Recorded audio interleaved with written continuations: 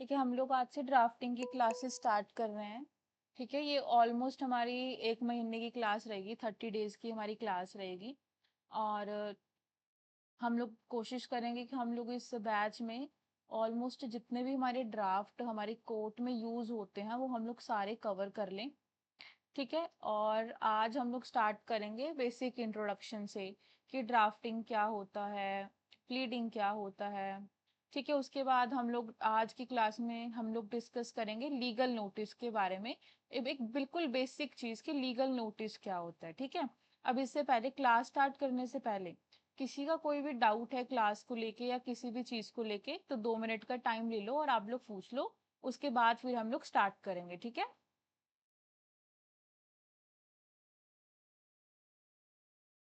किसी का कोई डाउट है तो वो माइक ऑन करके पूछ सकता है।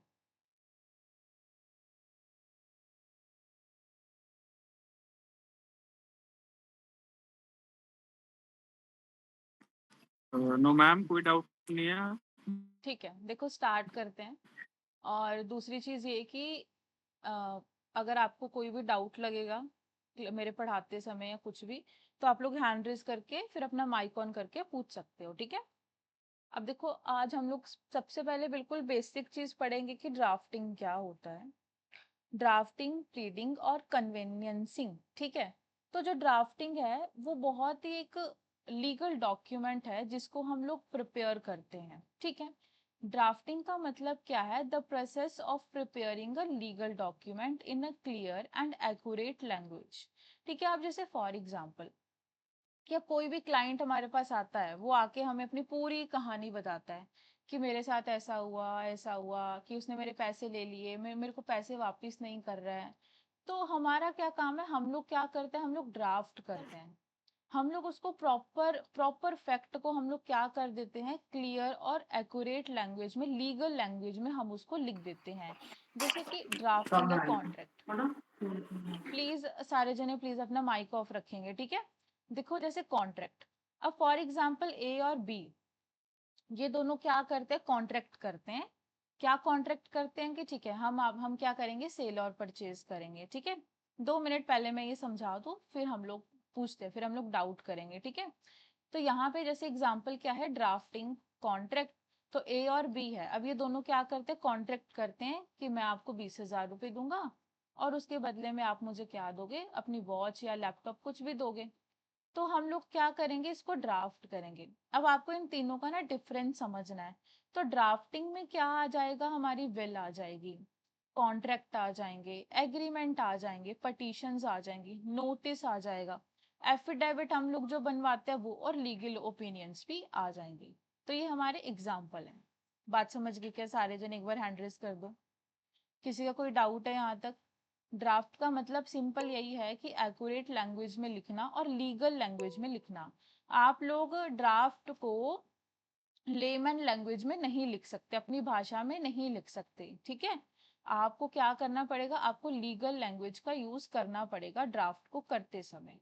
ठीक है, फॉर एग्जाम्पल ये एक सेंटेंस बना रखा है, the lawyer is a drafting a lease agreement for the client. कि एक जो लॉयर है या जो एडवोकेट है वो क्या करता है? वो एक लीज एग्रीमेंट, लीज का मतलब क्या होता है? जब हम लोग अपनी प्रॉपर्टी को रेंट पे देते हैं ना तो उसको लीज बोलते हैं। तो वो लोग क्या करते हैं? लीज एग्रीमेंट करते हैं अपने क्लाइंट के लिए। क्या बनाते हैं? लीज एग्रीमेंट बनाता है। ठीक है, तो उसको क्या बोलते हैं? ड्राफ्टिंग बोलते हैं। अब प्लीडिंग का मतलब समझो। प्लीडिंग का मतलब क्या होता है? एक फॉर्मल रिटन डॉक्यूमेंट, एक ऐसा डॉक्यूमेंट जो आप क्या करते हो? फाइल करते हो। जैसे आप केस लगाते हो ना कोर्ट में। ठीक है, अब हम लोग क्या करते हैं? हम लोग केस लगाते हैं तो हम लोग क्या करते हैं? हम लोग प्लेंट बनाते हैं, प्लेंट रिटन स्टेटमेंट बनाते हैं, है ना? प्लेंट प्लेंट किसकी तरफ से होती है? कोई बता सकता है प्लेंट किसकी तरफ से होती है? प्लेंटिफ की तरफ से। हाँ, और रिटन स्टेटमेंट किसकी तरफ से होती है? प्लेंटिफ की तरफ से। रिटन स्टेटमेंट डिफेंडेंट की तरफ से। डिफेंडेंट। सबको पता है, देखो ये बेसिक नॉलेज है, ये सबको पता होना चाहिए। ठीक है, प्लेंटिफ कौन होता है? जो केस लगाता है। डिफेंडेंट कौन होता है? जिसके अगेंस्ट में केस लगाया जाता है, जो खुद को डिफेंड करता है कि नहीं मैंने तो ऐसा कुछ भी नहीं किया। तो प्लीडिंग का मतलब क्या होता है? प्लीड करना, plead the preparation and filing of a formal written document submitted to a court, कि जो क्या है कोर्ट में सबमिट कर दिया जाता है ना रिटन डॉक्यूमेंट, उसको बोलते हैं प्लीडिंग। उसमें जो प्लीडिंग जो हमारी होती है उसमें हम क्या करते हैं, उसमें हम लोग क्लेम करते हैं, क्लेम करते हैं। जैसे फॉर एग्जाम्पल अब राहुल और रोहित में क्या आ गया, डिस्प्यूट आ गया प्रॉपर्टी को लेके, या चलो पैसों को लेके डिस्प्यूट आ गया। अब राहुल जो है रोहित के पैसे वापस नहीं कर रहा, 20,000 रुपए। तो यहाँ पे जो रोहित है, रोहित क्या करेगा, रोहित यहाँ पे प्लेंट लगाएगा और कोर्ट में जाके क्लेम करेगा कि भाई इसने मेरे से 20,000 रुपए लिए और वापस नहीं कर रहा। तो क्लेम, क्लेम का मतलब सब समझते हैं ना, मांगना, मांगते हैं हम लोग जाके, हम लोग क्लेम करते हैं कि भाई ये मेरे पैसे हैं और ये मेरे पैसे वापस नहीं कर रहा।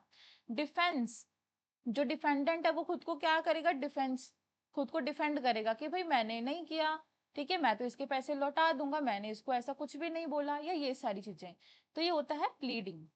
ठीक है, बात समझ गए क्या? The advocate completed the pleading, the advocate complete the pleading before the hearing. बात को समझो कि कोर्ट में केस चलने से पहले एडवोकेट क्या करता है, प्लीडिंग करता है। प्लीडिंग का मतलब एक फॉर्मल डॉक्यूमेंट बनाता है अपने क्लाइंट की बात को सुन के।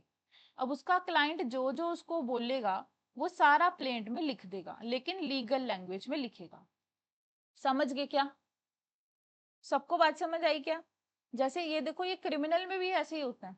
अगर हम लोग क्रिमिनल केस है, कोई रेप का केस है, मर्डर का केस है, तो उसमें भी यही सारी चीजें होती हैं। उसमें भी हम लोग, जो हमारा जो एग्रीव्ड पार्टी होती है वो भी ऐसी केस लगाएगी, भाई ऐसी अपना प्रॉपर फाइल तैयार करेगी और कोर्ट में सबमिट करेगी। और फिर सामने वाली पार्टी को खुद को क्या करना होगा, डिफेंड करना होगा। सबको बात समझ आएगी? एक बार हैंड रेस कर दो, किसी को यहाँ तक कोई डाउट है तो पूछ लो।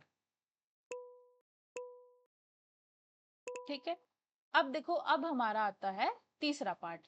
अब आप ना जैसे हम लोग ना कॉलेज में थे, तो हम लोगों ने बुक खरीदी थी ड्राफ्टिंग की, तो उसमें ना ये तीनों वर्ड्स लिखे होते थे, ड्राफ्टिंग, प्लीडिंग और कन्वीनियंसिंग। तो ये तीनों वर्ड्स का मतलब अलग अलग होता है। तो अब इसका तीसरे का मतलब क्या है, इसका मतलब है meaning the legal process of transferring a ownership. देखो जैसे फॉर एग्जाम्पल, अब मैं अपनी प्रॉपर्टी ट्रांसफर कर रही हूँ, फॉर एग्जाम्पल राहुल को, रोहित को, किसी को भी, तो इसे बोलते हैं कन्वेनियंसिंग। समझ गए? मतलब ट्रांसफर करना। आप यहाँ पे वर्ड कौन सा याद करोगे, ट्रांसफर करना, कि आप यहाँ पे क्या ट्रांसफर कर रहे हो, ओनरशिप ऑफ प्रॉपर्टी। जैसे कि land, house, from one person to another person. जैसे कि सेल डीड प्रिपेयर करना, गिफ्ट डीड हो गई, मॉर्टगेज डीड हो गई, कंडक्टिंग अ टाइटल। देखो लेकिन जरूरी नहीं है, ध्यान से समझना, इसमें जरूरी नहीं है कि आप ओनरशिप को ट्रांसफर करो। जैसे मॉर्टगेज जो डीड होते हैं उसमें आप ओनरशिप ट्रांसफर करते नहीं हो, लेकिन अगर आपने लोन चुकाया नहीं तो वो ऑटोमेटिकली उसकी प्रॉपर्टी हो जाएगी क्रेडिटर की। ठीक है, अब जैसे कि फॉर एग्जांपल, अब एक होता है क्रेडिटर। अच्छा, क्रेडिटर कौन होता है, डेटर कौन होता है, कोई बताएगा क्या? हम्म। क्रेडिटर मतलब जिसने पैसे दिए, लोन हाँ। दिया। हम्म। ठीक है, सबको पता है। देखो क्रेडिटर वो होता है जो पैसे देता है लोन पे, और डेटर वो है जो पैसे लेता है। ठीक है, अब जैसे यहाँ पे नाम रख लो राहुल और रोहित। ठीक है, तो अब देखो राहुल कौन है, क्रेडिटर। राहुल ने क्या दिया, अपना पैसा दिया, फॉर एग्जाम्पल 50,000 रुपए दिया। और डेटर कौन है, रोहित, उसने पैसा लिया। अब यहाँ पे रोहित ने इस पैसे के बदले में अपना जो सामान है, फॉर एग्जाम्पल अपना आईफोन क्या कर दिया, गिरवी रख दिया, इसके पास मॉर्टगेज कर दिया, इन्होंने एक मॉर्टगेज डीड बना ली। तो यहाँ पे ओनरशिप ट्रांसफर नहीं हो रही है। लेकिन अगर डेटर इसका पैसा नहीं चुकाएगा तो वो जो उसका मोबाइल फोन है वो उसको क्या कर देगा, सेल कर देगा। समझ गए? तो ये सारी चीजें क्या आती है, हमारे थर्ड वाले पार्ट में आती हैं, जिसे कन्विंसिंग कहा जाता है। Preparing a sale deed, gift deed, mortgage, conduct title verification, registering, जैसे हम प्रॉपर्टी को रजिस्टर कराते हैं, है ना, जैसे आपको पता होगा, आपने पढ़ा होगा कि 100 रुपए से ज्यादा की जो भी महंगी प्रॉपर्टी है उसको आपको रजिस्टर कराना है, टीपीए में ये सारी चीजें हम लोग पढ़ते, तो वो सब आपको क्या करवाना पड़ेगा,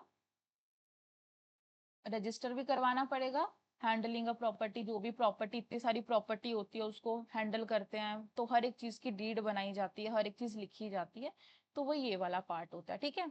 अब जैसे एग्जांपल है the law firm specialising a convincing for the residential and the commercial properties, कि कोई लॉ फर्म है, ये एग्जांपल है कि कोई लॉ फर्म है वो क्या कर रही है, वो डील करती है, वो स्पेशलाइज है किसमें, कमर्शियल प्रॉपर्टीज से डील करती है सिर्फ।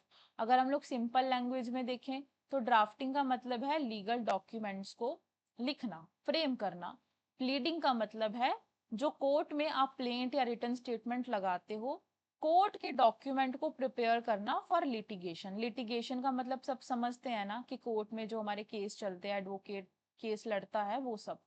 फिर आता है कन्विंसिंग, यहाँ पे क्या है, आप legal transfer of property of ownership की बात करते हो, ट्रांसफर के बारे में बात हो रही है, जैसे लैंड, ठीक है, ओनरशिप हो गई, आप मॉर्गेज करो, गिफ्ट, देखो गिफ्ट भी इसी में आएगा, ये सारी चीजें इसी में आएंगी। गिफ्ट का मतलब क्या है, एक्सचेंज भी इसी में आएगा, एक्सचेंज करना प्रॉपर्टी को।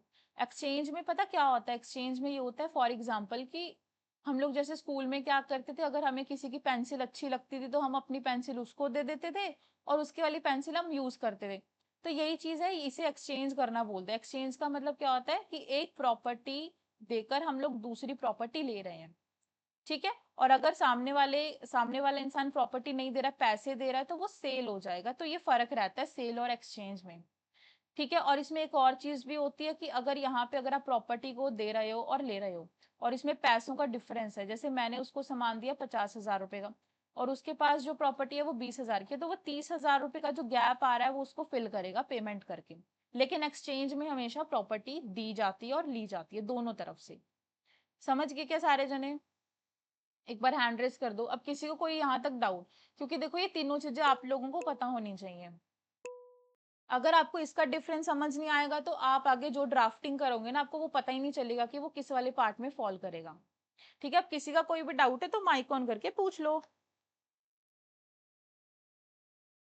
ठीक है। और आज मैं आपको लीगल नोटिस कराऊंगी, तो आप लोगों को कोशिश करनी है, मैं आपको एक फैक्ट दूंगी, तो आप लोगों को कोशिश करनी है कि आप लोग अपने घर से उसको लिखने की कोशिश करो।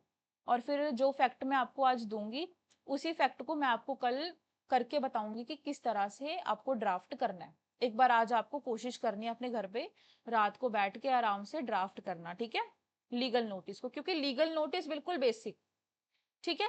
तो अब देखो एक बार इसके एसेंशियल्स देख लो क्या होता है भाई, कि एसेंशियल्स क्या है ड्राफ्टिंग के, क्लियर, सिंपल और प्रिसाइज लैंग्वेज होनी चाहिए, एक्यूरेट होना चाहिए, फैक्ट एंड लॉ, ठीक है। देखो एक और चीज होती है, जब आप फॉर एग्जांपल अब आप केस लगा रहे हो तो आप वहां पे लॉ मेंशन नहीं करते हो।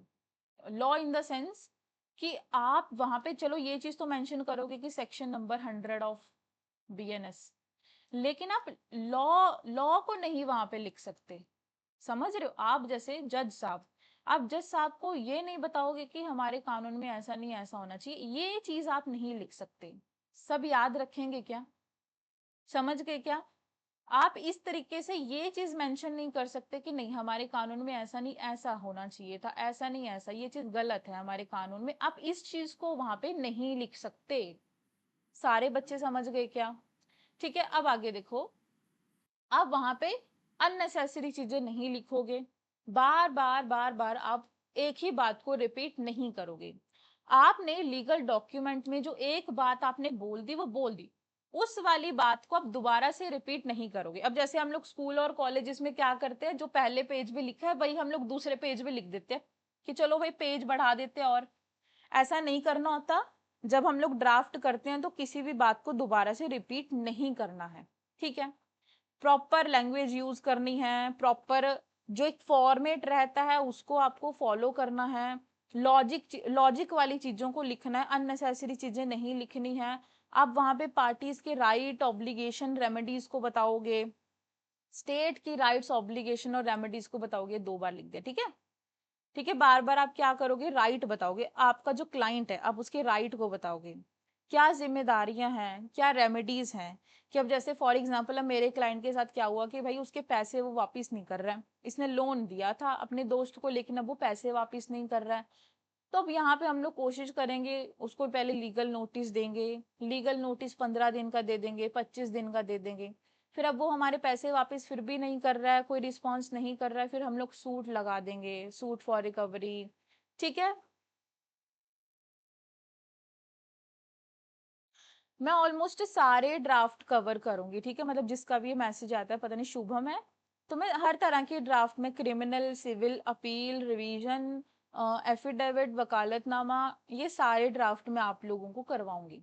ठीक है, लेकिन स्टार्टिंग हम लोग लीगल नोटिस से करेंगे। ठीक है, तो ये हमारा रेमेडीज आप वहां पे बताओगे कि भाई इसे ऐसे इसके पैसे दिलवा दो तो भाई इसे रिलीफ मिल जाएगा। आप वहां पे फिर प्रेयर भी करते हो कि ठीक है प्रेयर, फिर वेरिफिकेशन करते हो, तो ये सारी चीजें बहुत जरूरी होती हैं। ठीक है, आप इंश्योर करोगे कि आपने वो जो बात लिखी है वो बिल्कुल सही है और रेलिवेंट है। ठीक है, वहां पे आप कंसिस्टेंसी बना के रखोगे, maintain a consistency in name, date, figure and definitions. देखो ऐसा नहीं होना चाहिए, आपने ऊपर लिख दिया कि राहुल राहुल ने पैसा लिया, राहुल मेरा पैसा वापस नहीं कर रहा, नीचे जाके आप कोई और बात बोल रहे हो, आप नीचे जाके बोल रहे हो कि रोहित मेरा पैसा वापस नहीं कर रहा, तो क्या ये तो गलत हो गया ना, ये तो कॉन्ट्राडिक्ट बात हो गई। तो आप ऐसी चीज नहीं लिख सकते। आप जो भी डेट यूज कर रहे हो वो सेम होनी चाहिए पूरी फाइल में। जो फिगर आप यूज करोगे, जो डेफिनेशन या कोई भी चीज अगर आप यूज करोगे तो वो क्या होना चाहिए, कंसिस्टेंट होना चाहिए, सेम होना चाहिए। जो भी आप ग्रामर का, जो जैसे हम लोग इंग्लिश जो हमारी ग्रामर होती है, टेंसेस वगैरह, वो भी आपकी करेक्ट होने चाहिए फाइल में। समझ गए? ये ड्राफ्टिंग है। अब प्लीडिंग में देख लो, प्लीडिंग में हमारा क्या रहता है। अच्छा, यहाँ तक सबको क्लियर है क्या? किसी को कोई चीज ना समझ आई हो? देखो, जब अब आप सब लोग क्या एडवोकेट हो, और जब आप लोग ड्राफ्टिंग, देखो ड्राफ्टिंग एक ऐसी चीज है, जब हम लोग कोर्ट में जाते हैं ना, कोर्ट में जब हम लोग प्रैक्टिस करते हैं ना, तो हमारी इनकम नहीं हो पाती है। लेकिन ड्राफ्टिंग एक ऐसी चीज है, अगर आपको ड्राफ्टिंग करनी आएगी तो आप अपनी इनकम बहुत अच्छे से कर सकते हो कोर्ट में। ठीक है, क्योंकि मैंने ज्यादातर कोर्ट में, जैसे हम लोग, मैं डिस्ट्रिक्ट कोर्ट में जाती हूँ, तो वहां पे ज्यादातर जो हमारे सीनियर्स हैं, जो हमारे मतलब जाने माने सर है, वो क्या करते हैं, वो किसी और से ड्राफ्टिंग करवाते हैं। ठीक है, उन्होंने एक बंदा रखा होता है, वही ड्राफ्टिंग करता है, सर खुद से ड्राफ्ट नहीं करते हैं। तो ये बहुत एक अच्छी अपॉर्चुनिटी रहती है कि आप अपने जो आपके जो सीनियर हैं, जहाँ आप काम करते हो, तो आप उनकी ड्राफ्टिंग कर सकते हो धीरे धीरे धीरे धीरे करके। हाई कोर्ट में भी, कहीं पे भी, कोई भी डिस्ट्रिक्ट कोर्ट है, हाई कोर्ट है। ठीक है, एक बार मैसेज मैं पूरा पढ़ लेती हूँ।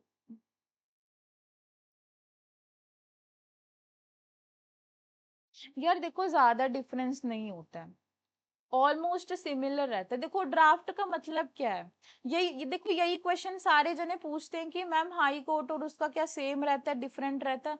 यार देखो, मेरी सुनो बात, आप अपने ड्राफ्ट में फैक्ट लिख रहे हो, ठीक है, तो वो जरूरी नहीं, वो हर केस का फैक्ट सेम नहीं होता है।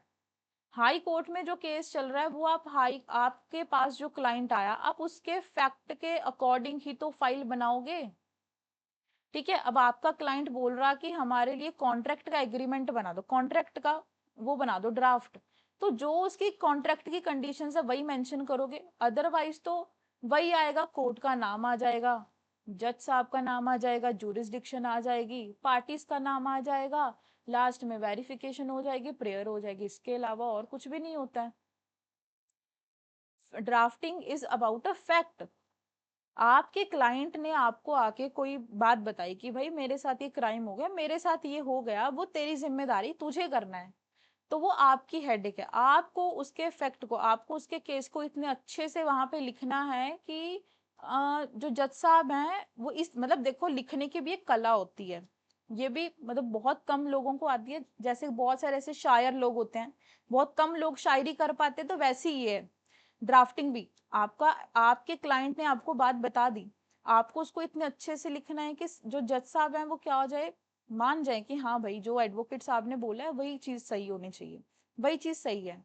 ऐसा होता है, ये कला होती है लिखने की। ठीक है, लेकिन जैसे जैसे आप प्रैक्टिस करते जाओगे वो बढ़ता जाएगा, अच्छी होती जाएगी। अब बहुत सारे ऐसे जने होंगे जो लोग बिल्कुल ही अभी बिल्कुल स्टार्टिंग है उनकी, अभी कॉलेज कंप्लीट हुआ है, या फिर बहुत जने ऐसे हैं जिनकी अभी कॉलेज चल रहा है, फोर्थ फिफ्थ ईयर में है, तो उनकी तो बिल्कुल स्टार्टिंग है। तो स्टार्टिंग कहाँ से करनी होती है, फाइल पढ़ने से। ठीक है, हमें बहुत बोरिंग लगता था, हमारे सर बोलते थे हमें कि तुम लोग फाइल पढ़ो, फाइल पढ़ो, हमें बहुत बोरिंग लगता है, अरे सर क्यों, हम फाइल फाइल पढ़ने का मन ही नहीं करता है। किसी का मन ही नहीं करता फाइल पढ़ने का, तो फाइल पढ़ना बहुत जरूरी है। आप कोर्ट में जाते हो तो फाइल पढ़ा करो, डेली आपको कोशिश करो कि आपको डेली 2 फाइल पढ़नी है, क्योंकि जैसे लंच टाइम के बाद तो इतना ज्यादा काम होता नहीं है, तो उसके बाद अगर आप 2 फाइल भी पढ़ लोगे ना तो भी सफिशिएंट है। फाइल फाइल पढ़ना इसलिए जरूरी है ताकि आपको ड्राफ्टिंग करना अच्छे से आ जाए, ठीक है, क्योंकि आप हर एक चीज खुद से नहीं कर सकते हो, आपको थोड़ा थोड़ा मेहनत करते रहना है, ताकि आपकी ड्राफ्टिंग जो है, जो लिखने की कला है वो और अच्छी हो जाए। समझ गए सारे जने? और देखो ये जो high court, district court, supreme court, ये जो पूछा था आपने, ये सेम रहता है ऑलमोस्ट, क्योंकि यहाँ पे फैक्ट की बात होती है और किसी चीज की बात नहीं होती है, ठीक है। अब यहाँ पे देखो प्लीडिंग के क्या एसेंशियल्स हैं।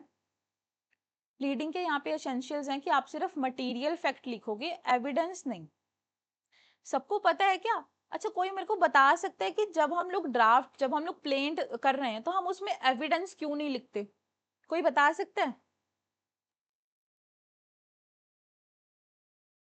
कोई भी जना जिसको पता हो। हम वहां पे एविडेंसेस क्यों नहीं लिखते हैं प्लेंट में?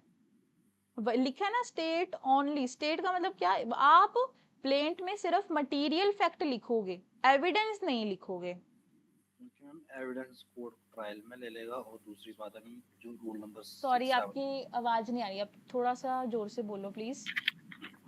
मैम जो रूल नंबर 6 और 7 में बताया गया ना, वहाँ पे मैम एविडेंस की बात उन्होंने मना किया कि एविडेंस नहीं लिखना है, और हाँ, साथ में कोर्ट ट्रायल में कर लेगा।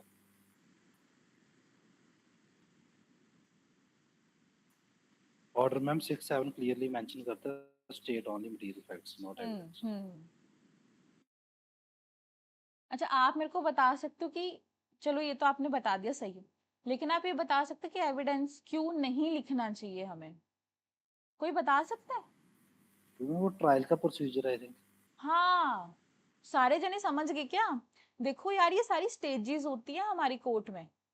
आप देखो, आप कोर्ट में गए हो, आपने केस लगाया, अब पहले ही दिन जाके सामने वाले को, भाई पहले सामने वाले को आ तो जाने दो। अब जैसे मैं प्लेंटिफ हूँ, मैंने केस लगाया, अब डिफेंडेंट जो है, ये जो डिफेंडेंट है, पहले इसको बुला तो लें कोर्ट में।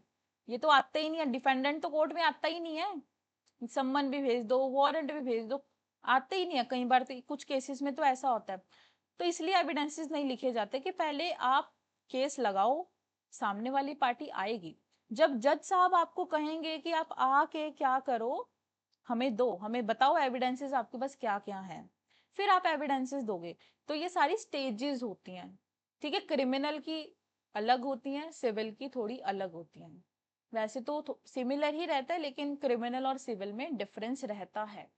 एब्सोल्युटली उसमें डिफरेंस रहेगा। क्रिमिनल में थोड़ा प्रोसेस अलग रहता है और सिविल में अलग रहता है।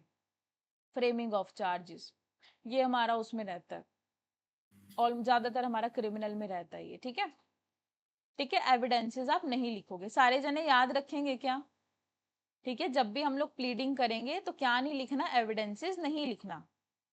आप अपनी फाइल में ये नहीं बताओगे कि हमारे पास तो ये एविडेंस है। समझ गए क्या सारे जने? हैंड रेस कर दो एक बार, किसी का कोई डाउट है तो माइक ऑन करके पूछ लो, ठीक है। अब देखो, आप वहां पे बहुत ही ज्यादा छोटे छोटे चीजों में लिखोगे। सबसे पहली बात तो पैराग्राफ लिखोगे, ठीक है, पैराग्राफ लिखोगे। और ये हमारे सर ने बताया था कि आपका जो ये एक फैक्ट है ना, मतलब ये जो फर्स्ट पैरा, आपके इसमें सिर्फ एक ही बात होनी चाहिए। जब आपको अपनी दूसरी बात लिखनी है तो उसके लिए दूसरा पैराग्राफ, जब आपको तीसरी बात लिखनी है तो तीसरा पैराग्राफ। जैसे फॉर एग्जांपल, अब यहाँ पे कोई हमारा आ गया, मेंटेनेंस का केस आ गया, तो पहले पैराग्राफ में क्या आता है? उनकी शादी के बारे में बताया जाता है कि शादी इस साल हुई थी, इतने बच्चे हैं।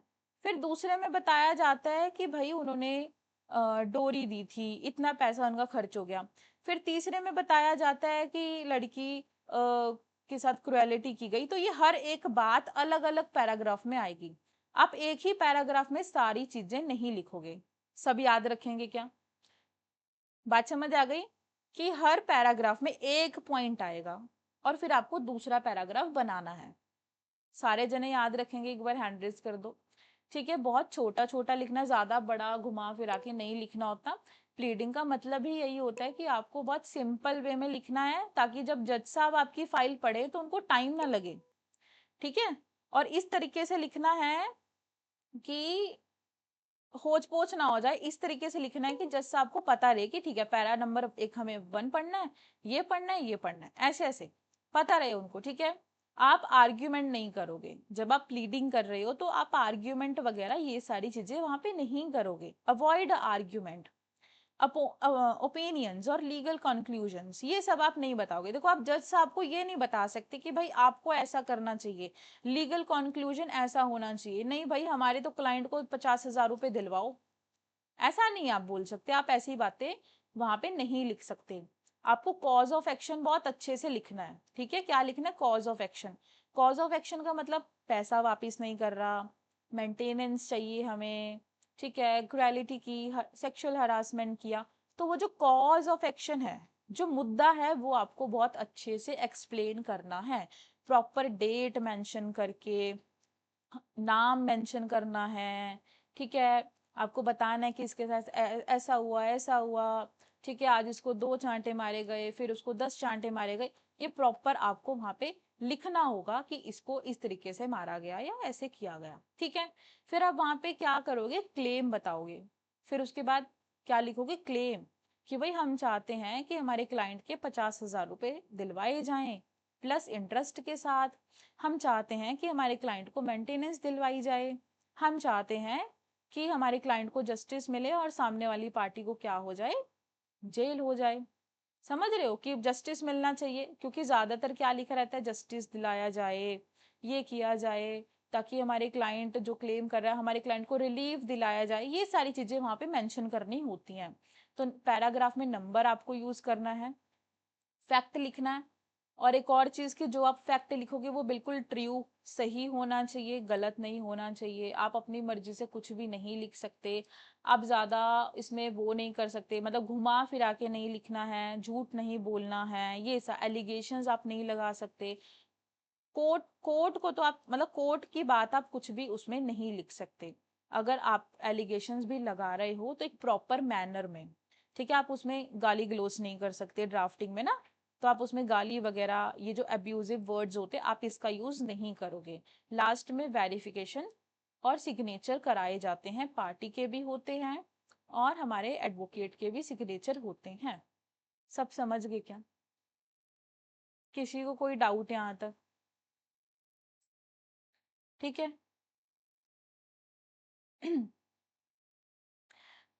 देखो अब यहाँ पे ये बहुत सिंपल रहता है, ये वाला जो पोर्शन है ना कन्वेंसिंग का, ये बहुत सिंपल रहता है, बहुत सिंपल, मतलब हर ड्राफ्ट बिल्कुल सेम। अब इसमें आप क्या लिखोगे? कुछ भी तो नहीं, बिल्कुल सेम। भाई दोनों पार्टीज हैं, ए और बी पार्टीज हैं, ये चाहती हैं, ये वाला इंसान चाहता है कि मैं इसको अपनी प्रॉपर्टी दे दूं और इसके बदले में मैं 20 लाख रुपए ले लूं।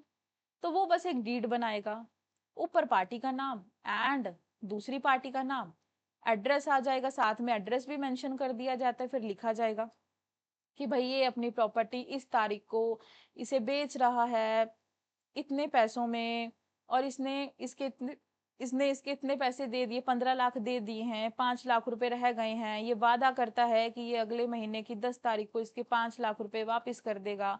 फिर सिग्नेचर करा लेगा, 2 विटनेस हो जाएंगे। ये प्रोसेस तो सेम रहेगा, बिल्कुल सेम, चाहे गिफ्ट डीड है, चाहे सेल डीड है, चाहे एक्सचेंज है, चाहे ट्रांसफर ऑफ प्रॉपर्टी है, कुछ भी है।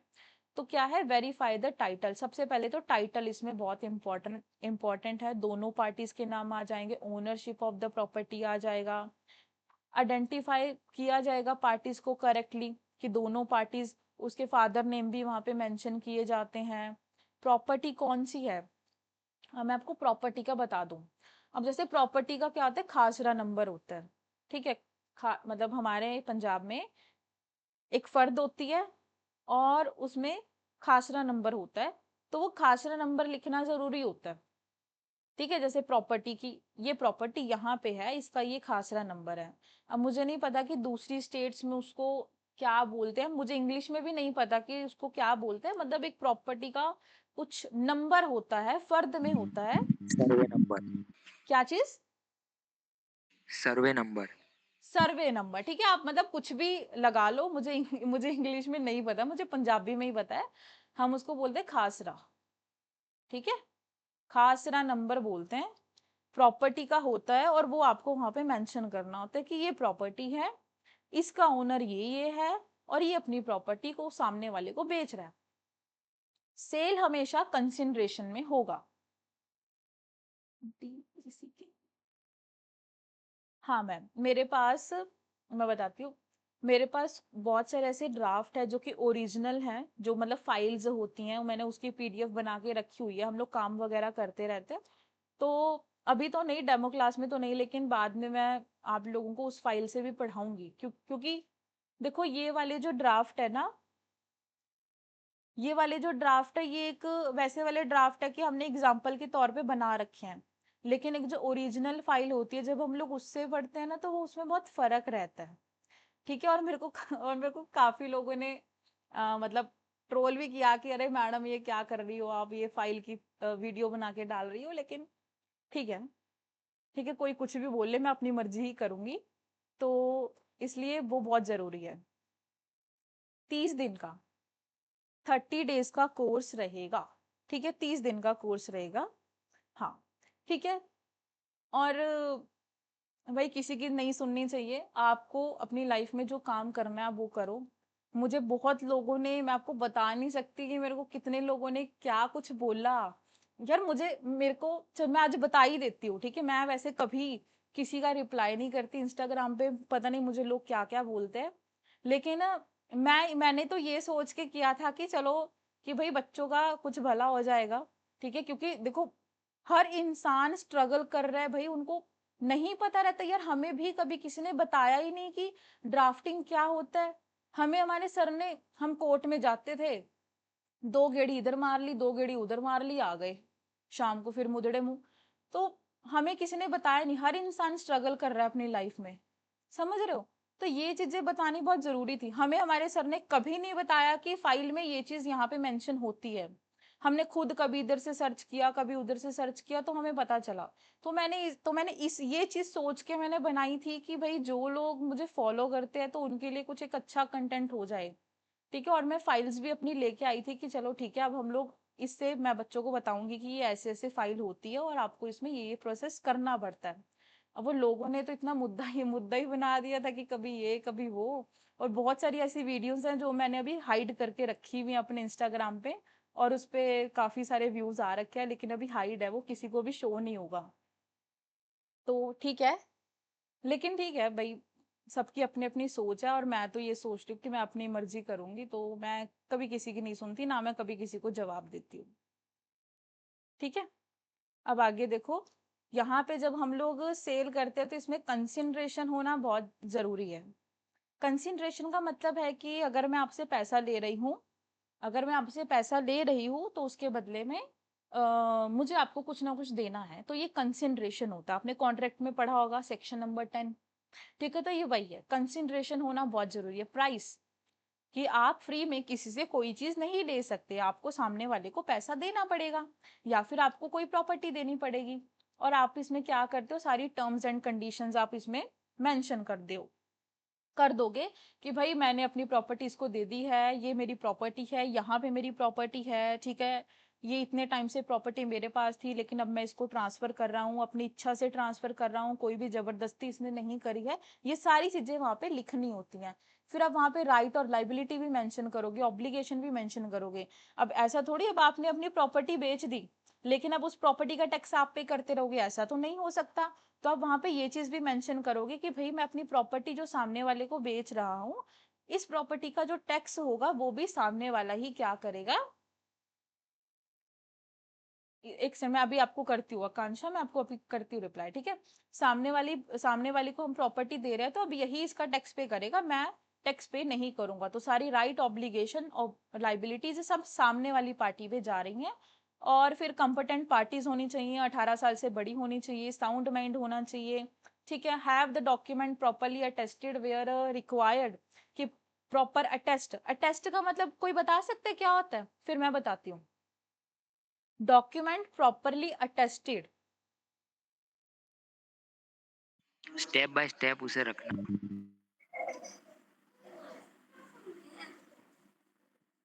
हाँ, सेल्फ मैम मेंस में डिक्लेरेशन। करना। मैं ये पूछ रही हूँ कि अटेस्टेड का मतलब क्या होता है? लाइक सर्टिफाइड करना मैम, उसको मोहर लगाना, सर्टिफाइड करना। देखो मैं आपको बहुत अच्छा एग्जांपल बताती हूँ। अब जैसे हम लोग ना कोई फॉर्म फिल करते हैं, ठीक है, कोई फॉर एग्जांपल हम लोग AIB का फॉर्म फिल करते हैं, तो वहां पे ना लिखा आता है कि जो ये आपकी मार्कशीट है, आप इसको क्या करोगे, अटेस्ट करके आप इसको अपलोड करोगे। अटेस्ट का मतलब कि आप उसके ऊपर सिग्नेचर करके करोगे। पहले फोटो कॉपी निकालो, उसके ऊपर सिग्नेचर करो और फिर आप उसको अपलोड करो। तो अटेस्ट का मतलब होता है कि आप वहां पे ये प्रेजेंट कर रहे हो, आप यहाँ वहां पे ये चीज बता रहे हो कि हाँ मैं सिग्नेचर करता हूँ और मैं ये चीज डिक्लेयर करता हूँ कि मैं अपनी प्रॉपर्टी इसको दे रहा हूँ। तो आप प्रॉपर उन डॉक्यूमेंट्स को फॉलो करोगे, जो अटेस्ट करोगे, सिग्नेचर जहां आपके सिग्नेचर की जरूरत है वहां आपको सिग्नेचर करना पड़ेगा। अब जैसे हम लोग बैंक में जाते हैं, हम लोग बैंक से पैसे निकलवाते हैं ना कैश, तो वो हमारे उस पे क्या बोलते हैं, वो पेज के पीछे 2-3 बार सिग्नेचर करवाता है, तो वो सेल्फ डिक्लेरेशन होता है। तो उसको भी अटेस्ट ही बोलते हैं। समझ गए क्या सारे जने? उसको भी अटेस्टेशन ही बोलते हैं। समझ गए क्या? ठीक है, तो ये करना बहुत जरूरी होता है, अटेस्टेड व्हेन रिक्वायर। ठीक है, तो अब किसी को इन तीनों में कोई भी डाउट, तो अब आपको देखो, अब मैं आपको लीगल नोटिस कराऊंगी या कोई भी ड्राफ्ट कराऊंगी, तो ये क्लास में आप मुझे बताओगे कि वो किस में फॉल करेगा, वो ड्राफ्टिंग में, प्लीडिंग में, या फिर कन्विंसिंग में फॉल करेगा।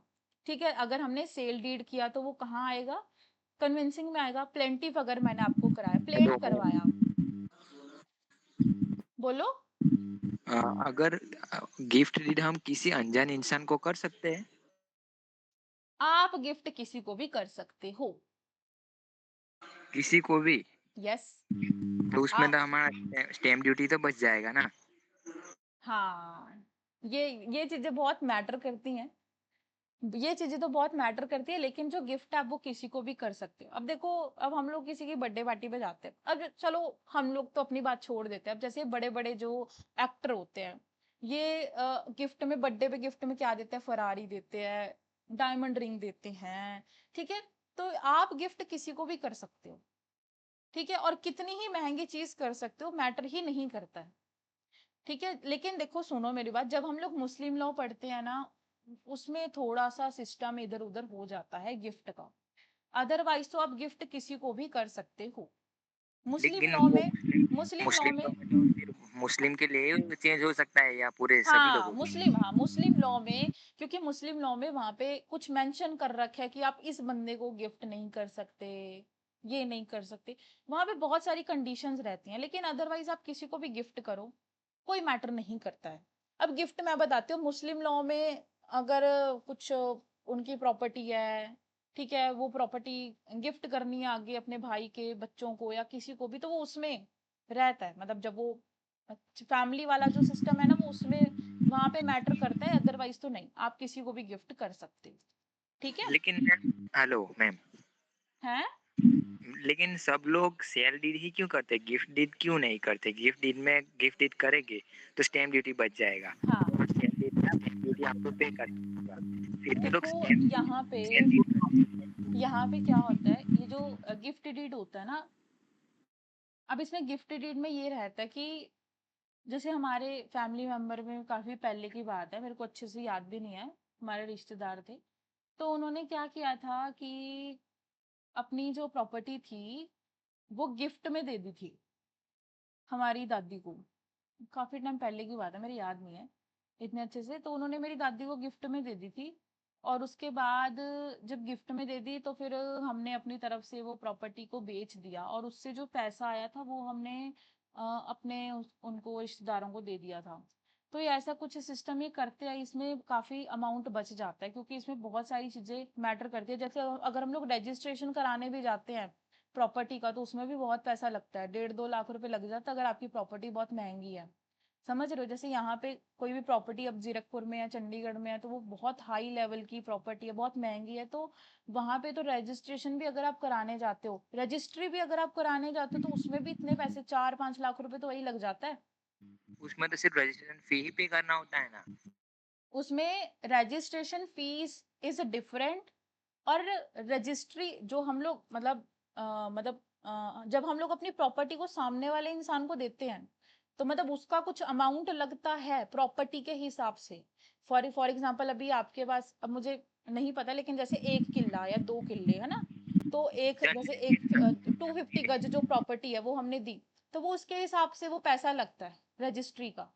अब जैसे 200 गज जो प्रॉपर्टी है वो कम है, जो 500 गज प्रॉपर्टी है वो ज्यादा है, तो वो जो प्रॉपर्टी ज्यादा होगा उसका पैसा ज्यादा लगेगा। जैसे जो ज्यादा प्रॉपर्टी उसका 5 लाख, अब जो 200 गज की प्रॉपर्टी उसमें कम पैसा लगता है, तो वो इसी हिसाब से पैसा लगता है, उस प्रॉपर्टी के हिसाब से। हाँ, वो उसे जंतरी रेट कहते हैं ना, वो गवर्नमेंट डिसाइड करके देती है वो। हाँ हाँ हाँ, समझ मैम गए। मैम हम्म। करते हैं क्योंकि गवर्नमेंट को पता है कि लोग इस टूरिज्म का फायदा लेंगे, तो गवर्नमेंट क्या आपकी ना, करती है। आपकी अब बहुत कम आवाज आ रही है, मुझे सुन मैम नहीं रहा। मैम मैं कह रहा था कि गवर्नमेंट को पता है कि लोग गिफ्ट का फायदा लेंगे, तो गवर्नमेंट ने क्या हाँ किया, अगर आप रिलेशन में हो तो आपको टैक्स की हाँ हाँ। रजिस्ट्रेशन फीस की एग्जाम्पशन मिलती है। If you are non relative, no blood relation, then हाँ। You have to pay the tax. इसमें कोई टैक्स फिर भी हमें देना पड़ता है, वरना हम्म सारे जो ये सर कहते हैं सब ऐसे ही करेंगे, सब हर आदमी रजिस्ट्रेशन फीस बचाएगा। और हम्म। रजिस्ट्रेशन फीस होती है जो भी वैल्यू होती है फीमेल्स के लिए कम होती है, हाँ। अपने स्टेटों में कहीं 3% है, ठीक से समझ सकते हो, और आपकी आवाज बराबर नहीं है, ठीक से समझ मैं सकते हो। चाहता हूँ। पता क्या होता है सर, अगर सारे रजिस्ट्रेशन का टैक्स बचाएंगे ना, हम्म तो government सारे की, जैसे आपको पता है, हर आदमी गिफ्ट कर सकता है ना। गिफ्ट में कंडीशन यही है, आप गिफ्ट कोई किसी को भी कर सकता है, लेकिन if you that is in your blood relation, आपका रिलेशन में है, तो आपको एग्जाम्पशन देती हैं स्टेट्स हम्म रजिस्ट्रेशन फीस में। If it is non relative, then आपको प्रॉपर टैक्स देना पड़ता है। इसमें एग्जाम्पशन नहीं है टैक्स हम्म। गिफ्ट में। गिफ्ट में भी दो क्लॉजेज होते हैं, वेदर टू ब्लड रिलेशन और टू समवन एल्स, तो उसके बिहाफ पे वो सारी चीजें चलती हैं सर। हाँ, बस यही मुझे समझना था, इसलिए मैंने मैम से एक क्वेश्चन पूछा। No issue, no issue, you can ask.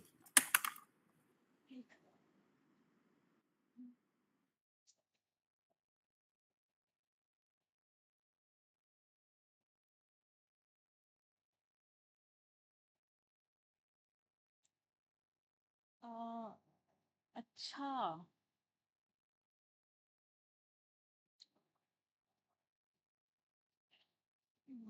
आकांक्षा, देखो, ये जो ड्राफ्टिंग है ना, ये प्रैक्टिस से होगा। आप जितनी फाइलें कोर्ट में पढ़ोगे, आप जितना प्रैक्टिस करोगे ना, ये उससे होता है। जैसे मैथ जो होता है, मैथ आप जितना प्रैक्टिस करते जाओगे ना, सॉल्व करते जाओगे, उतना अच्छा होता रहता है। वैसे ही ड्राफ्टिंग है। और मैं बताती हूँ, ड्राफ्टिंग का ऑलमोस्ट जो चीजें रहती है वो सब सेम रहती है। ऑलमोस्ट जो हमारे कोर्ट में, जो डिस्ट्रिक्ट कोर्ट में जो केस आते हैं वो ऑलमोस्ट सेम है।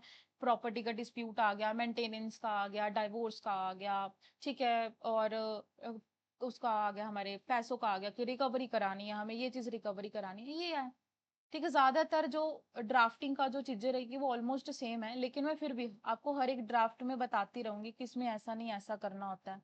और बहुत सारी ऐसी चीजें हैं जो आपको अपने ड्राफ्ट में नहीं मेंशन करनी होती।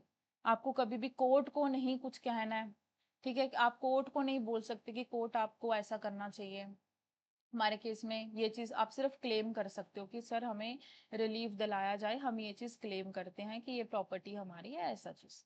ठीक है, बाकी ठीक है। बाकी ऑलमोस्ट मैं आप लोगों को सारे ड्राफ्ट कवर करा ही दूंगी। अब मैं आप लोगों को एक बहुत अच्छी सी चीज बताती हूँ। अब देखो, एक होता है लीगल मैम, नोट्स। हाँ, कोई कुछ हेलो। पूछ रहा है? हाँ हाँ हाँ मैम, मैं यही कह रही थी कि जैसे मैट्रिमोनियल डिस्प्यूट है, प्रॉपर्टी डिस्प्यूट है, चेक बाउंस केस है, हाँ तो हाँ। मैम ये सब की फॉर्मेट जो है वो एक ही जैसे होते होंगे, तो मैम वही है कि क्लास में भी थोड़े उस ड्राफ्ट से भी आप जो इम्पोर्टेंट चीजें हैं वो बता दीजिएगा। हाँ हाँ हाँ, दैट्स व्हाट आई वो सब वांट टू से। वो सब तो मैं बता ही दूंगी। क्योंकि देखो, मेरा तो ये सिस्टम है कि मैं अगर जैसे आज अगर मैंने जैसे डेमो क्लास में, तो मेरा यही रहता है कि मैं पढ़ाती हूँ। और जो मेरी दूसरी क्लासेस रहती है, जैसे जो मेरे पुराने बच्चे होंगे जिन्होंने मेरी पहले वाली क्लासेस भी ले रखी हैं, एआईबी की भी बहुत सारे स्टूडेंट्स हैं जिन्होंने ले रखी हैं, तो उसमें ये रहता है कि मैं पढ़ाती हूँ, उसके बाद मैं आपसे प्रैक्टिस करवाती हूँ बहुत आराम से। उसके बाद फिर जब आप अपने घर से बना के लेके आते हो, उसके पीडीएफ में मंगवाती हूँ, फिर मैं क्लास में ही चेक करती हूँ कि भाई आपने ये गलती करी है, फिर आपको मैं ड्राफ्ट करके बताऊंगी कि ये ऐसा ऐसा होता है, और आपके सामने ही ड्राफ्ट करूंगी एमएस वर्ड में। तो ये मेरा सिस्टम रहता है, क्योंकि देखो हर कोई हर इंसान पढ़ा रहा है। आप यूट्यूब पे चले जाओ, ये बड़े बड़े कोचिंग हैं, ये सब पढ़ा रहे हैं, लेकिन वो सब पढ़ा रहे हैं, वो बता ही नहीं रहे हैं कि आपको करना कैसे है। वो बस पढ़ाई जा रहा है, पढ़ाई जा रहा है, पढ़ाई जा रहा है। अब यूट्यूब पे किसी की वीडियो देख लो, वो इतना लंबा खींच देंगे कि बंदे का दिमाग खराब हो जाता है, अरे क्या बता रहे हैं। ठीक है, तो वो हर एक चीज आपको प्रैक्टिस से आएगी। बच्चे पूछते हैं यस मैडम मैम सेक्शन, हाँ बच्चे पूछते हैं मैडम सेक्शंस कैसे याद करें, अरे रिवाइज करो ना उसको। भाई वो, मैं यूट्यूब पे वीडियोस देखती हूँ, ये ड्राफ्टिंग हाँ मैं यूट्यूब पे वीडियोस देखती हूँ, वो बोलते हैं कि आप ऐसे याद कर सकते हो, आप ऐसे याद कर सकते हो। अरे भाई याद नहीं करना होता, रिवाइज करना होता। आप हर एक चीज को रिवाइज करोगे। अगर आपने मेंटेनेंस की केस, भाई मेंटेनेंस की फाइल और डाइवोर्स की फाइल ना बहुत इजी होती है, बहुत इजी ड्राफ्ट है। अगर आपने वो 5 बार भी अपने हाथों से लिख लिया ना, 6वीं बार आप उसमें एक्सपर्ट हो जाओगे, क्योंकि वो इतनी इजी होती हैं, उसमें इतना कोई मंत्र पढ़ना ही नहीं होता। क्रिमिनल में थोड़ा रहता है, जैसे बेल का हो गया है ना, अपील रिवीजन, हमें ये सब चीजें जो करनी होती है उसमें थोड़ा डिफरेंस रहता है, ऑलमोस्ट तो सब सेम ही रहता है। समझ गए? और जितना रिवाइज करोगे, जितना फाइल को पढ़ोगे, वो उतना अच्छा होता जाएगा आपका। समझ रहे हो? आप पूछो। मैं हेलो, हाँ हाँ, आप ड्राफ्टिंग के लिए कोई बुक प्रोवाइड कर सकते हो? मैं बुक बता दूंगी, आप लोग ले लेना। ठीक है। हाँ, उसमें उसमें सब वो होगा ना ड्राफ्टिंग के। मुजम्मिल सर, आपको ड्राफ्टिंग के लिए सिर्फ एक ही काम करना है। आपको कल ऑर्डर नंबर 6 सीपीसी पढ़ना है, और ऑर्डर नंबर 7 और ऑर्डर नंबर 8। बस आपको आगे आपको मैम सब बता देंगे। ये आप सारे खुद से हाँ ऑर्डर नंबर 6, ऑर्डर नंबर 7 और ऑर्डर नंबर 8। सही है। बाकी आपकी कौन सा? ड्राफ्टिंग आपके लिए ऑर्डर नंबर 6, ऑर्डर नंबर 7 और ऑर्डर नंबर 8। आफ्टर दैट आपको ड्राफ्टिंग बहुत इजी लगेगी। या हाँ, 3 ऑर्डर्स खाएंगे, खुद जाके पढ़ लीजिए। इसमें कुछ नहीं, आर अगर अब नंबर ये भी बताऊंगी मैं, ये ऑर्डर्स सब वगैरह सब बताऊंगी, ये सारी चीजें भी मैं बताऊंगी। जैसे अगर जैसे हम मैं लोग करते जाएंगे वैसे वैसे मैं बताती जाऊंगी, क्योंकि अगर अगर हम मैम लोग, आप मेरे को 5-7 मिनट दे दिए मैम, मैं इनको आइडिया दे सकता हूँ। क्या चीज, ऑर्डर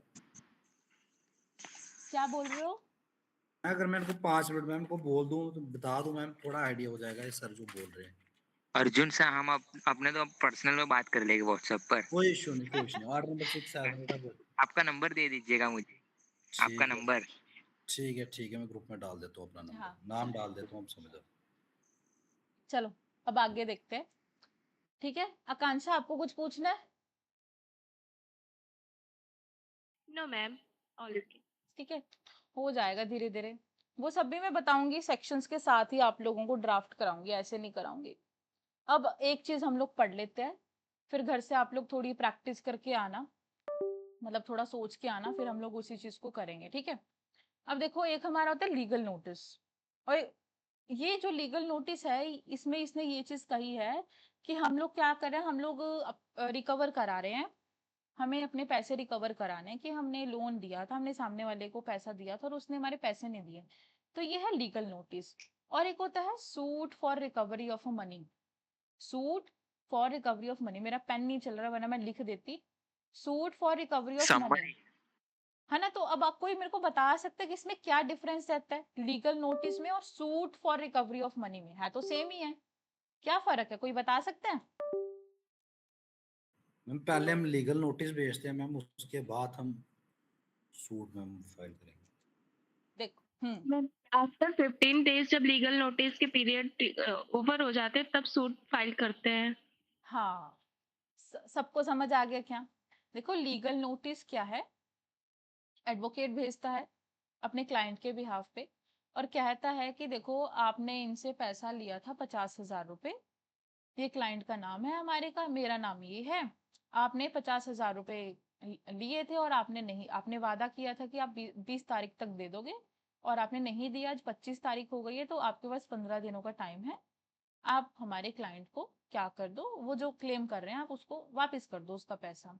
अब जब 15 दिन के बाद भी उसका कोई रिस्पॉन्स नहीं आया, उसने कोई पेमेंट नहीं की या बातचीत नहीं की कि नहीं चलो ठीक है, मैं 15 दिन में नहीं, मैं 20 दिन में दे दूंगा, फिर वो सूट लगाते हैं। फिर वो सूट कहाँ लगेगा? कोर्ट में लगेगा।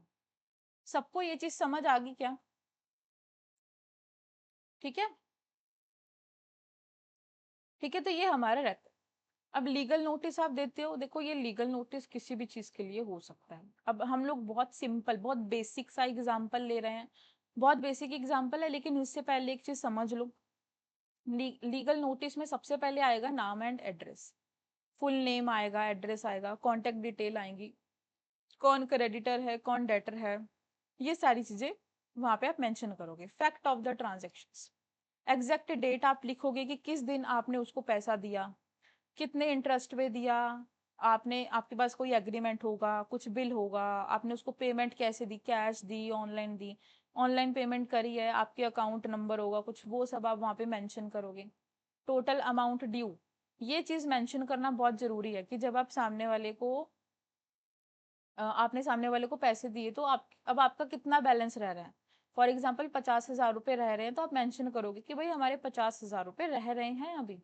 फिर आप वहां पे टाइम लिमिट कर दोगे, 15 से 30 दिन का ये होता है, 15 to 30 days। ठीक है, 15 to 30 days का ये लीगल नोटिस रहता है। A clear direction to pay the total sum within a fixed window या फिक्स्ड पीरियड ऑफ टाइम या कुछ भी, 15 to 30 days। एडवोकेट सिग्नेचर, वहां पे एडवोकेट के सिग्नेचर हो जाएंगे, और प्रॉपर उसको क्या कर दिया जाता है। अरे पहले तो रजिस्टर्ड पोस्ट होता था, अब तो वो रजिस्टर्ड पोस्ट खत्म हो गया, स्पीड पोस्ट ही रह गया अब तो। हमारे यहाँ पे तो स्पीड पोस्ट ही होता है अब, बाकी जगह पे भी यही होता होगा। रजिस्टर्ड पोस्ट अभी बंद हो गया, पहले रजिस्टर्ड पोस्ट से करते थे, उस लेटर को, लीगल नोटिस को भिजवा देते थे सामने वाले के घर में। ठीक है, फिर स्टेप बाय स्टेप क्या प्रोसेस रहेगा। आप सारे प्रूफ लेके आओगे, कलेक्ट करोगे पहले तो सारे डॉक्यूमेंट। लीगल नोटिस आप ऐसी थोड़ी भिजवा दोगे, आपके पास कॉन्ट्रैक्ट होना चाहिए, बैंक का स्टेटमेंट होना चाहिए, आपने उसको पैसा दिया है। फिर आप क्या करोगे, आप एक एडवोकेट को हायर करोगे। वो जो एडवोकेट है वो प्रॉपर लीगल लैंग्वेज में क्या करेगा, आपका लीगल नोटिस बनाएगा और सामने वाले को भेज देगा, सेंड कर देगा मेल के द्वारा भी। स्पीड पोस्ट भी करवा सकते हो आप, मतलब स्पीड पोस्ट मतलब पार्सल जैसे आता है ना, वैसा स्पीड पोस्ट आप करा दोगे। कीप डिजिटल कॉपीज, ठीक है। एंड वेट फॉर द, मैं बाद में आपका मैसेज पढ़ती हूँ, वेट फॉर द डेडलाइन। फिर आप 15 से 30 दिन का वेट करोगे कि चलो वो कोई रिप्लाई करेगा या पेमेंट करेगा, उसके बाद आप लीगल एक्शन लोगे। फिर आप लीगल एक्शन कौन से केस में, उस सेक्शन में लोगे, ऑर्डर में, ऑर्डर नंबर 37 ऑफ सीपीसी और अदर अप्रोप्रिएट लीगल रेमेडीज या जो भी। ठीक है, तो ये सारा प्रोसेस रहता है। किसी को यहाँ तक कोई डाउट है? ठीक है, ये पूरी पीडीएफ मैं आप लोगों को ग्रुप में भेज दूंगी। ठीक है, आप एक बार क्या करना, ये जो लिखा हुआ है इसको पढ़ लेना। फिर कल की क्लास में हम लोग क्या करेंगे, लीगल नोटिस, चलो एक बार मैं आपको बता देती हूँ, घर से आप एक बार इसको भी पढ़ना। 2 पीडीएफ मेरे पास और है, वो भी मैं ग्रुप में डाल दूंगी, लीगल नोटिस से रिलेटेड, और उससे ही है वो, सूट से रिलेटेड। तो क्या करना, एक बार इसको पढ़ के एक बार कोशिश करना लिखने की लीगल नोटिस की। अगर आप किसी को लीगल नोटिस दोगे तो उसमें क्या क्या चीजें, तो देखो इसने सबसे पहले क्या लिखा, अपना नाम आएगा, फिर टू किसको, डेटर को, जिसको इसने अपना पैसे दिए उसका नाम आएगा, डियर सर आएगा। फिर यहाँ पे एडवोकेट लिख रहा है कि भाई मैं उस अपने क्लाइंट के बिहाफ पे आपको लीगल नोटिस देता हूँ, मेरा क्लाइंट यहाँ पे मेरे क्लाइंट की ये कंपनी है या ऐसा है। फिर सेकंड पैराग्राफ में उसने बताया कि भाई जो मेरा क्लाइंट है वो ये बिजनेस करता है, वो ये मैन्युफैक्चर करता है, वो ये सप्लाई करता है। ठीक है, फिर उसके बाद उससे बताया कि भाई आप मतलब ये कुछ, my client did your job work, कि मेरे क्लाइंट ने आपका बहुत अच्छे से काम किया लेकिन आपने इसके पैसे अभी तक वापस नहीं करे या पैसे नहीं दिए। ठीक है, और प्रॉपर एक एक चीज वो वहां पे मेंशन करेगा कि अब आपने इसके पैसे नहीं दिए तो प्रिंसिपल बैलेंस इतना है, इंटरेस्ट रेट पर एनम इतना है कि 20% है या 15% इंटरेस्ट रेट है। फिर उसने बताया कि भाई टोटल अमाउंट आपका इतना बैठता है, तो आप इसको क्या कर दो, आप इसको वापस कर दो। That my client request, my client, मेरा क्लाइंट रिक्वेस्ट करता है कि आप ये चीजें अब उसको वापस कर दो, कि भाई बहुत प्यार से, अभी वो बहुत प्यार से बोल रहा है। ठीक है, फिर उसके बाद वो बता देगा कि भाई आपका इतना पैसा बनता है, इस तारीख को आपने लिया था, आपके पास 15 दिन का टाइम है, आप हमारे क्लाइंट से बात कर लो, हमारे क्लाइंट को अपना उसका पैसा वापस कर दो, अदरवाइज हम लोग आप पे क्या कर देंगे, सूट लगा देंगे। फिर लास्ट में सिग्नेचर आ जाएंगे, ये सारी चीजें रहती हैं। ठीक है, एक बार आप इसको पढ़ लेना। और मैं क्या बता रही थी, एक दूसरी पीडीएफ में भेज दूंगी। अब आप एक एग्जाम्पल लिख लो कि जैसे राहुल ने मैं वैसे बता रही हूँ, आप अपनी तरफ से कुछ भी इसमें चेंज कर सकते हो फैक्ट में। कि जैसे राहुल है, राहुल ने क्या किया, राहुल ने रोहित को पैसे दिए, उसने लोन मांगा, उसने 10% या 8% के इंटरेस्ट रेट पे उसको पैसे दे दिए, 6 महीने के टाइम दिया, पर मंथ उसको इतने पैसे देने हैं। वहां पे कंडीशन मेंशन कर देना कि भाई यहाँ पे कंडीशन रखी गई थी कि अगर तूने 15 दिन से ज्यादा अगर तूने लेट किया तो फिर हम लोग क्या कर देंगे, तेरे को लीगल नोटिस भेज देंगे या फिर हम लोग एक लीगल एक्शन लेंगे। फिर उसके बाद आप वहां पे मेंशन करना, फैक्ट लिखने हैं भाई, कुछ भी कहानी बना के लिख दो। ठीक है, फिर आप फैक्ट लिख देना कि भाई अब इस तारीख को भाई तूने हमारे पैसे नहीं दिए, इसके बाद अब तेरे को हमारे पैसे 15 दिन का हम लोग टाइम देते हैं, तू हमारे पैसे वापस कर दे, लीगल नोटिस बता रही हूँ मैं। ठीक है, अदरवाइज हम क्या ले लेंगे कि लीगल एक्शन ले लेंगे। समझ गए, ये आपको खुद से बना के लिख के आना, किसी का भी नाम लिख दो, किसी का भी नाम राहुल, रोहित, किसी का भी नाम अपने लीगल नोटिस में लिख दो कि भाई मैं ये एडवोकेट हूँ और मैं ये लीगल नोटिस आपको भिजवा रहा हूँ अपने क्लाइंट के बिहाफ पे, ऐसा ऐसा। आप इसको देख के प्रॉपर बना के कोशिश करना बनाने की, अदरवाइज कल तो मैं क्लास में करवाऊंगी ही कि कैसे बनाना है। ठीक है, ठीक है। अब किसी का कोई डाउट है पूछ लो, अभी मैं मैसेज भी आया था किसी का, वो देख